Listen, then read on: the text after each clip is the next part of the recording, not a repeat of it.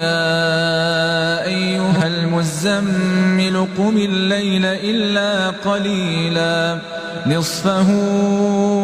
أو انقص منه قليلا أو زد عليه ورتل القرآن ترتيلا إنا سنلقي عليك قولا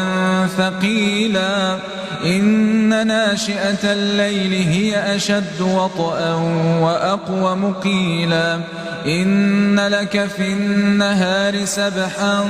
طويلا واذكر اسم ربك وتبتل إليه تبتيلا رب المشرق والمغرب لا إله إلا هو فاتخذه وكيلا واصبر على ما يقولون واهجرهم هجرا جميلا وذرني والمكذبين أولي النعمة ومهلهم قليلا إن لدينا أنكالا وجحيما وطعاما ذا غصة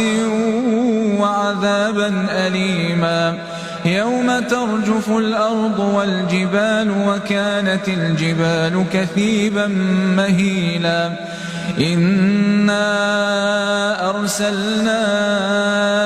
إليكم رسولا شاهدا عليكم كما أرسلنا إلى فرعون رسولا فعصى فرعون الرسول فأخذناه أخذا وبيلا